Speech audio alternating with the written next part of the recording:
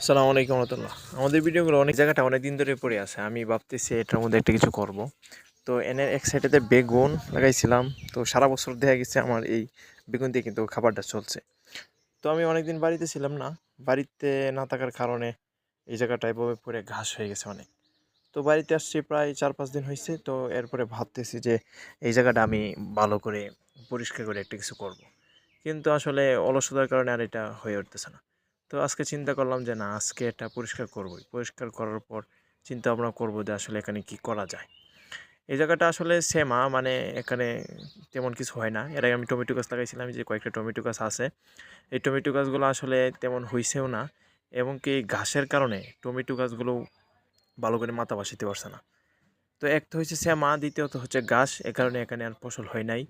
এরপরে এই জায়গাটা আমি 5টা বেড করছিলাম। 5টা বেড করে আমি 5টা বেডে 5 রকমের লাগাইছিলাম। একটার মধ্যে 2টার মধ্যে শাক বুনছিলাম, আর বাকিগুলোর মধ্যে আমি টমেটো লাগাইছিলাম। কিন্তু দেখা গেছে আসলে কোনো কিছুই হয় নাই। তো টমেটো গাছেরটা আবার এতটা দুর্বল হয়ে গেছে যে এগুলো ছোঁয়ার পরে ভাঙ্গা যায়।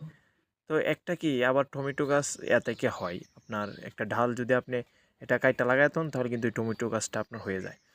তো বাজারে আসলে এই টমেটো সব সকল সবজির দাম কম থাকলেও কিন্তু আসলে মানে এগুলা সার বিষ প্রচুর পরিমাণে দেওয়া হয়। তো এই জন্য ভাবতেছিলাম যে আসলে এই জায়গাটা পরিষ্কার করে যে কোনো একটা কিছু লাগাই, যেটা আমাদের পরিবারের চাহিদা মোটামুটি পূরণ হয়। তো এই জন্য যদি আপনার এরকম জায়গা জমি থাকে, তাহলে যে মানে পড়ে আছে, আপনি যদি চাইলে এখানে কিছু করতে পারেন, তাহলে ইচ্ছা করলে আপনি কিন্তু সেটা করতে পারেন। কারণ দেখেন, বাজার থেকে আপনি যদি 10 টাকা দিয়ে কিনেন, তাহলে কিন্তু আপনার 10 টাকায় নিয়ে পরে কিনে আনতে হবে। সস্তার জন্য যে আপনাকে এমনি দিয়ে দেবে, এটা কিন্তু কথা না। তারপরে আপনার এখানে যে আপনি ভালোটা পাইতেছেন, এটা কিন্তু না। আপনি এই একটা আমি তো করছি যে এখানে যে আমি বেগুন করছি, আমি যদি এখানে ভালোভাবে সার বা বিষ দিতাম, তাইলে আরও ডাবল বেগুন হইতো। কিন্তু আমি যেহেতু বাজারে বিক্রি করি না, এই জন্য আমি সার টারও দেই না।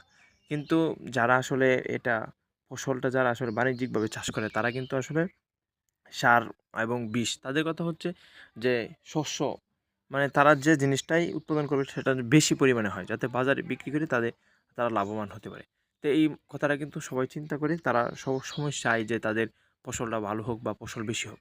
তা আমরা যেহেতু আমরা পারিবারিকভাবে আমরা এটা চাষ করি, আমরা খাওয়ার জন্য, তো আমাদের এত বেশি প্রয়োজন হয় না, কারণ আমাদের চাহিদা পূরণ হলে হয়েছে।